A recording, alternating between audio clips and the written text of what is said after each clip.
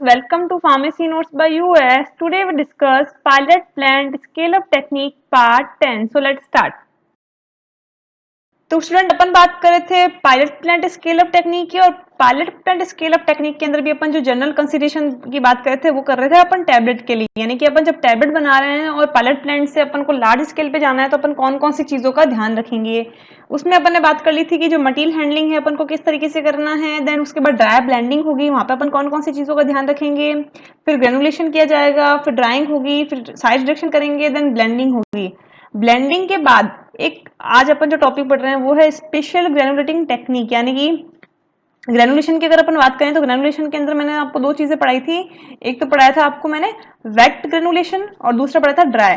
Dry के अंदर मैंने आपको जो मेन रीजन दिया था कि अगर जो ड्रग्स हैं वो थर्मो इनकम्पैटिबल्स हैं तो अपन जो ड्राई ग्रेनुलेशन है वो यूज करते हैं। बट इसके अलावा भी ड्रग्स में काफी सारी इनकम्पैटिबिलिटीज होती हैं, उसके लिए अपन कुछ स्पेशल ग्रेनुलेटिंग टेक्निक्स यूज करते हैं। अब वो कौन कौन सी हैं? वो है direct compression, dry compaction and स्लगिंग।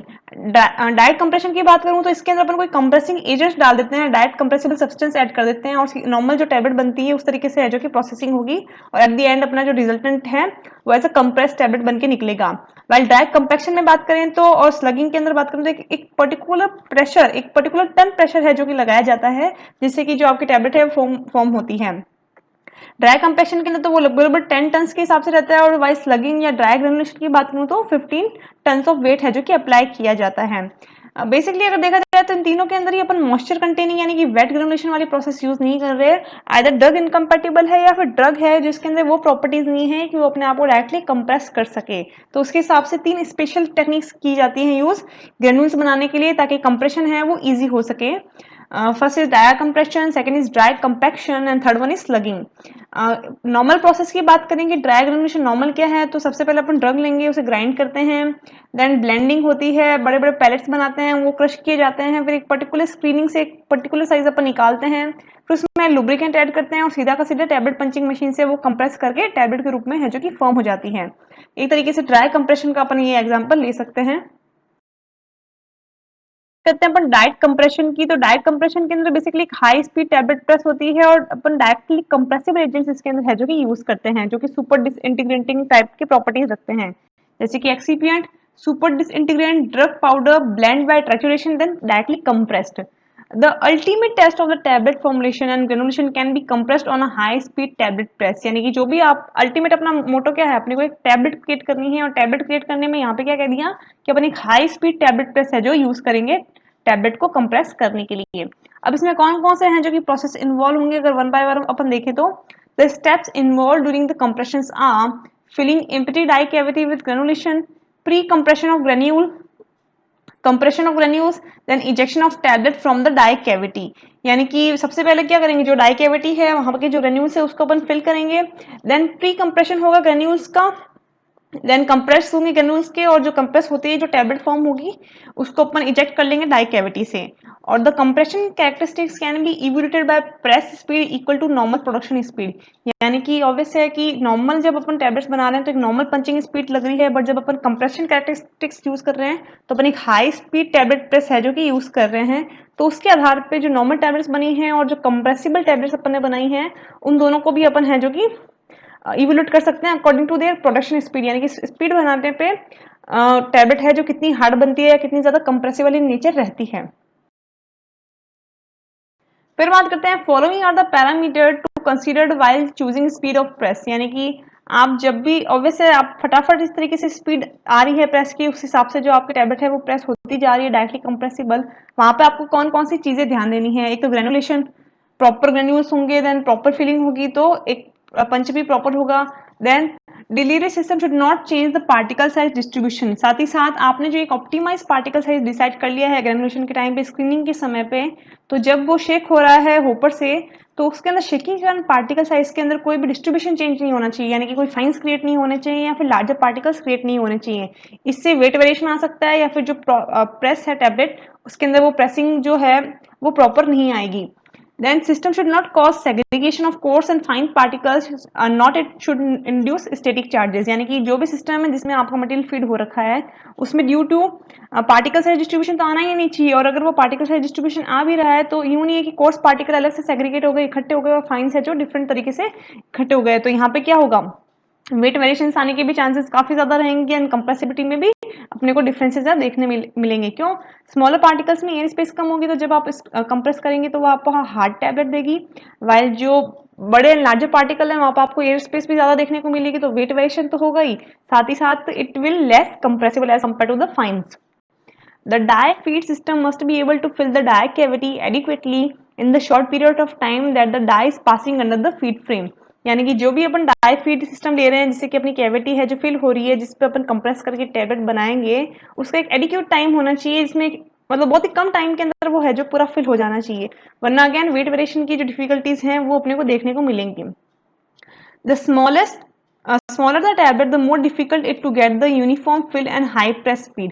obvious है क्योंकि हाई प्रेस स्पीड का क्या है कि यानी बहुत ही फटाफट बहुत ही फ्रिक्वेंटली है जो कंटिन्यू सिस्टम को प्रेस कर रही है, यानी कि जो होपर है जो कि फीड कर रहा है उसे भी बहुत जल्दी फीड करना चाहिए, और अगर अपनी टैबलेट का वजन बहुत कम है और बहुत ही कम क्वांटिटी में अपन फीड कर रहे हैं तो यहाँ पे यूनिफॉर्मिटी लाना भी काफी डिफिकल्ट हो जाता है। The direct compression then the detect problem such as, direct compression के अंदर अपने को ये डिटेक्ट देखने को मिल सकते हैं अगर इन चीज़ों में अपन इनको प्रॉपरली ऑप्टिमाइज ना करें। वो कौन कौन सी होगी? स्टिकिंग टू पंच सरफेस, यानी कि ऑब्वियसली आप बहुत ही हाईली कंप्रेस कर रहे हो और अगर उसमें थोड़ा सा भी मॉइस्चर कंटेंट रहता है या ड्यू टू सेग्रीगेशन या पार्टिकल्स की फाइन्स क्रिएट होते हैं, तो जैसे ही आप इसे पंच करोगे तो जो मटेरियल है वो स्टिक भी हो सकता है। सेकंड, टैबलेट हार्डनेस, अगेन अगर पार्टिकल साइज डिस्ट्रीब्यूशन है, साइज डिस्ट्रीब्यूशन प्रॉपर्ली नहीं है, फाइन्स ज़्यादा हैं या कोर्स हैं जो ज़्यादा हैं, तो किसी के अंदर फीड है ज़्यादा होगा, किसी के अंदर कम होगा, तो टैबलेट हार्डनेस है वो भी वेरी करेगी। फिर है कैपिंग, क्योंकि प्रेस बहुत ही स्पीड के साथ हो रही है और अगर बाई चांस ग्रेनुलेशन का साइज बड़ा है, इम्प्रॉपर है, तो उसके अंदर एयर स्पेस भी रहेगी और प्रेस करने के बाद टैबलेट की जो अपर एंड लोअर पोर्शंस के पार्ट हैं वो परत के रूप में निकल सकते हैं। This is known as capping defect. And at last weight variation, जैसे कि आप देख सकते हैं सपोज आपकी डिजायर फॉर्मुलेशन वेट है 250 milligram, but due to weight variation या due to size distribution effect आपका जो टैबलेट है वो डिफरेंट डिफरेंट वेट का बन के आ रहा है। क्यों? क्योंकि ग्रेन्यूल का साइज है वो कहीं कोर्स एंड कहीं फाइन है। तो ये सारी इनकम्पेटिबिलिटी अपने को डायरेक्ट कंप्रेसिव में देखने को मिल सकती है, तो इनको पहले से ही ओवरकम किया जाता है। हार्डनेस बेसिकली है जो कि हार्डनेस टेस्टर से चेक की जाती है और नॉर्मल जो टैबलेट है हार्डनेस की वो होती है 4 kg। बात करते हैं the rapidity and dwell time in between the press event occurs is determined by the speed at which the press is rotating and by the size of compression roller. यानी कि कहने का मतलब ये है कि जब अपन कंप्रेशन कर रहे हैं और जो टैबलेट बन रही है तो वो जो डिटरमाइन होती है, यानी कि जो रैपिडिटी कितनी स्पीड से टैबलेट बन रही है, और जो ड्वेल टाइम यानी कि जब आपका जो ऊपर वाला पंच है वो नीचे की तरफ आकर टैबलेट को कंप्रेस करता है एंड वापस ऊपर जाता है, ये जो सेकंड्स हैं जो उसने यहाँ पे बीता है, यानी कि एक तरीके से अपन कह सकते हैं कि it is defined as the amount of time that the compression force applied when the forming of tablet is done. यानी कि वो पर्टिकुलर टाइम जब उसको फोर्स करने में लगा एक टैबलेट बनाने में, ये अपन कैसे डिटरमाइन कर सकते हैं? It is determined by the speed at which the press is rotating, यानी कि किस स्पीड से है जो कि रोटेट कर रही है। अगर अपन ये कहते हैं कि 1 मिनट के अंदर 100 बार इसने रोटेशन दिया तो मे बी पॉसिबल कि 1 मिनट के हिसाब से, या चलो 1 मिनट के में इसने 60 बार रोटेशन दिया, तो हर एक सेकंड के अंदर अपन ये कह सकते हैं कि एक टैबलेट क्रिएट हो रही है और उसके अंदर fraction of seconds is the dwell time of the compression machine, right. And by the size of compression roller, या साथ ही साथ आपका जो कंप्रेशन रोलर है वो किस साइज का, इसके हिसाब से भी अपन डिटरमाइन कर सकते हैं कि कितनी जल्दी और कितने समय में अपनी जो टैबलेट्स हैं वो बनेगी। Then the larger the compression roller, the more gradually compression force is applied and released, यानी कि जितना बड़ा compression roller होगा उतना ही ज्यादा है जो force apply होगा। क्यों? क्योंकि उसका वजन भी हो गया, साथ ही साथ उसके पास area भी है, and the tablet will be more gradually compressed, right? Then the slowing down the press speed or using larger compression roller can often reduce capping in the formulation। साथ ही साथ अगर आपने लार्जर कंप्रेशन यूज किया plus आपने जो pressing machine की speed भी स्लो कर दी, तो क्या होगा, जो बीच में जो एयर स्पेस बन रही है due to the coarser particle वो भी कम बनेगी, और जो टैबलेट का एक डिफेक्ट है कैपिंग, जिसके अंदर टैबलेट की जो ऊपर वाली लेयर एंड बॉटम लेयर है जो कि निकल रही थी ड्यू टू एयर, वो भी नहीं होगा। The final event is ejection of compressible tablet from the die cavity. Last में क्या वर्किंग रहेगा कि जो भी अपनी टैबलेट कंप्रेस हुई है उसको अपन डाई कैविटी से है जो कि बाहर की तरफ निकल जाएगी। During compression, the granulation is compacted to form tablet. Bond within compressible material must be formed which results in sticking. यानी कि जब कंप्रेशन किया जा रहा है और जब अपन टैबलेट बना रहे हैं तो उसके अंदर अगर अपन कंप्रेसिबल मटेरियल डाले हैं जो कि टैबलेट को कंप्रेस करने में हेल्प कर रहे हैं तो मे भी पॉसिबल की है कि वो डाइज पे पंचेस पे स्टिक हो एंड रिजल्ट में स्टिकिंग एक टैबलेट डिफेक्ट के रूप में ऑकर हो। High level of lubricant and overblending can result in a soft tablet, decrease in wettability of the powder and extension of the dissolution time. साथ ही साथ अगर अपन प्रेसिंग कर रहे हैं और वहाँ पे जब लास्ट में अपन लुब्रिकेंट डालते हैं तो अगर लुब्रिकेंट आपने लार्ज क्वांटिटी में डाल दिया तो आपकी जो टैबलेट्स हैं वो सॉफ्ट बनेंगी, साथ ही साथ जो वेटेबिलिटी है वो भी कम हो जाएगी। क्यों? क्योंकि ऑलरेडी उसके अंदर आपने जो मॉइस्चर है वो दे दिया है, तो जो स्वेलिंग टाइम है या जो मैकेनिज्म है वो प्रॉपर नहीं होगी, तो जो डिसोल्यूशन टाइम है एक पर्टिकुलर टैबलेट का वो भी बढ़ जाएगा। Then binding to die walls can also be overcome by designing the die to be 0.001 to 0.005 inches wider at the upper portion than at the center in order to relieve pressure during ejection. यानी कि जो भी material है जो कि bind होता है die wall से उसको अपन कम कर सकते हैं। क्यों? अगर ये पर्टिकुलर डिफरेंस है जो कि अपन इंच वाया चेंज कर दें अपर पोर्शंस में और जो डाई वॉल है उसके अंदर, तो जो भी अपन प्रेशर लगाएंगे तो जो किनारे हैं वहां पे जो मटेरियल है वो अपना स्टिक नहीं होगा। फिर बात करते हैं डायरेक्ट कंपैक्शन की। डायरेक्ट कंप्रेशन के अंदर अगर जैसे आप डायग्राम देखें तो नॉर्मली वो सीधा का सीधा कंपैक्ट कर रहा है, यानी कि आपको जो प्रेस है वो बहुत ही ज्यादा हाई स्पीड की चाहिए की। Granulation by dry compaction can also be achieved by passing powder between two rollers that compact the material at pressure of up to 10 tons per linear inches। यानी कि सिंपली ये है कि अपन जब कंपैक्शन कर रहे हैं तो अपना जो ड्राई पाउडर है वो किसी भी दो रोलर के बीच में से गुजारते हुए अपन उसको प्रेस करते हैं और जो प्रेशर है वो कम से कम 10 टॉन्स होना चाहिए। Material of very low density require roller compression to achieve a bulk density sufficient to allow encapsulation और कंप्रेशन। यानी कि मोस्टली जो ये स्पेशल ग्रेनुलेटिंग टेक्निक्स हैं उसलिए यूज की जाती हैं कि जो आपका मटेरियल है वो काफी लो डेंसिटी का है, उसमें इतनी डेंसिटी नहीं है कि वो सेल्फ है जो कंप्रेसिबल हो सके, तो पहले उनकी डेंसिटीज इन पर्टिकुलर स्पेशल ग्रेनुलेटिंग टेक्निक्स के थ्रू चेंज की जाती हैं, फिर इनके ग्रेन्यूल्स हैं जो बनाए जाते हैं। तो अगर अपन कोई लेस डेंसिटी मटेरियल को एक रोलर के बीच में से पास करें तो क्या होगा, उसकी डेंसिटी थोड़ी सी राइज होगी और राइज होने के बाद अपन आसानी से उसके एनकैप्सुलेट कर सकते हैं या फिर कंप्रेशन कर सकते हैं। One of the best example of this process is densification of aluminum hydroxide। यानी कि ड्राई कंप्रेशन का अगर एग्जांपल दें तो aluminium hydroxide obviously it is a less denser system, उसका densification is a example of dry compaction.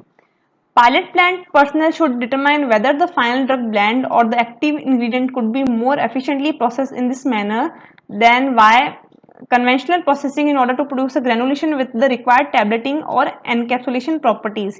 यानी कि जो बंदा काम कर रहा है पायलट प्लांट के अंदर उसको ये चीज जरूर देखनी है कि जब भी अपन मिक्सिंग कर रहे हैं यानी कि जो फाइनल ब्लेंड हो रहा है जिसके अंदर ड्रग है, एपीआई है, अदर एक्सीपेंट है, वो इस तरीके से प्रॉपरली मिक्स हो कि आफ्टर द ड्रग कंपैक्शन जो टैबलेटिंग या एनकैप्सुलेशन किया जा रहा है उसके लिए जो ग्रेन्यूल्स हैं वो प्रॉपरली हैं जो कि बने। यानी कि यहाँ पे जो मेन क्राइटेरिया रहेगा वो रहेगा प्रेस की जो टन है वो आप किस स्पीड से किस टाइम के हिसाब से वो कितने प्रेस टन को दे रहे हो सिस्टम को डेंसिटी बढ़ाने के लिए और सिस्टम को ग्रेन्यूल्स के रूप में कन्वर्ट करने के लिए ताकि टैबलेटिंग या फिर एनकैप्सुलेशन उसका आसानी से हो सके। फिर बात करते हैं स्लगिंग और ड्राई ग्रेनुलेशन की। A dry powder blend that cannot be directly compressible because of poor flow or compression properties। स्लगिंग में बेसिकली ये है कि जो भी मटेरियल है जो कि डायरेक्टली कंप्रेस नहीं हो सकता क्योंकि उसका बहुत ही पुअर फ्लो है, डेंसिटी बहुत ही ज्यादा कम है, तो उसको है जो स्लगिंग के रूप में दिया जाता है। स्लगिंग के अंदर उसके अंदर बहुत ज्यादा फोर्स दिया जाता है और बड़े बड़े स्लग या बड़े बड़े टुकड़ों के तरीके से इनका निर्माण कर लिया जाता है, फिर इन्हें तोड़कर इसको एक पर्टिकुलर शेप से गुजार के डिजायर पार्टिकल शेप है जो कि ऑब्टेन की जाती है। क्योंकि बहुत ही लेस डेंस है, बहुत ही पुअर फ्लो है, तो इनको जो प्रेशर है वो भी ज्यादा चाहिए as compare to the direct compaction. ये 15 टन प्रेशर है जो कि रिक्वायर करते हैं। This is done on a tablet press designing for slugging which operate at pressure of about 15 tons compare with a normal tablet press which operate at pressure of 4 tons और less. यानी कि ये 15 ton of pressure लेते हैं, वाले अगर अपन normal tablet press की बात करें जहाँ पे नॉर्मल टैबलेट्स बन रही है उनमें केवल और केवल मात्र 4 टन या वजन ही रहता है। अगर आप देखें तो स्लगिंग के अंदर जो मटेरियल है इस तरीके से फीड होकर आता है, कॉम्पैक्ट होगा, देन छोटे छोटे पार्टिकल्स में उसको तोड़ा जाएगा और डिजायर पार्टिकल शेप से ड्यूरिंग सीविंग उसे ऑब्टेन कर लिया जाता है। आगे बात करते हैं स्लगिंग के अंदर slugs ranges in diameter from 1 inches for the more easily slugged material. यानी कि स्लगिंग की अगर अपन बात कर रहे हैं तो स्लगिंग में अगर अपन प्रेशर दे रहे हैं 15 टन्स का और स्लगिंग में 1 इंच तक का आपके पास जो लास्ट में डायमीटर है जो बन के आ जाता है, तो उनके अपन पार्टिकल्स हैं जो आसानी से बना सकते हैं। But if 3-4 inches diameter for the material that are more difficult to compress and require more pressure per unit area to yield satisfactory compacts. बट अगर वो जब अपन उसको प्रेस देते हैं एक पर्टिकुलर 15 टन का प्रेशर दे रहे हैं और 1 इंच से कम के जो है कि स्लग क्रिएट करता है, लाइक 3/4 इंच या फिर उससे भी कम, तो इसमें है जो कि स्लग्स बनाना बहुत डिफिकल्ट होता है और उसमें प्रॉपर पार्टिकल बनाना, प्रॉपर स्लग बनाने के लिए अपने को जो प्रेशर है उसको भी है जो कि इंक्रीज करना पड़ेगा ताकि जो अपने को सेटिस्फैक्टरी कंपाउंड है वो मिल सके, उसका सेविंग करके अपने एक डिजायर पार्टिकल साइज है जो ऑब्टेन कर सकें। If an excessive amount of fine powder is generated during this milling operation, the material must be screened and fines recycled throughout the slugging operation. क्योंकि slugging कर रहे हैं अपन कोई wet content तो डाल नहीं रहे, तो जैसे ही आप इसे slug करोगे तो आपके पास एक particular desired shape का system आ गया, फिर आप इसको कर दोगे screen। स्क्रीन करने के टाइम पे जब उसको शेक करोगे तो अगर वो प्रॉपरली पंच नहीं हुआ है, उसके अंदर एयर है, तो क्या होगा, उसकी है जो कि पपड़ियों के रूप में सिस्टम बाहर की तरफ निकलने की कोशिश करेगा और वो लास्ट में बहुत ही छोटे छोटे फाइन्स का रूप ले लेगा।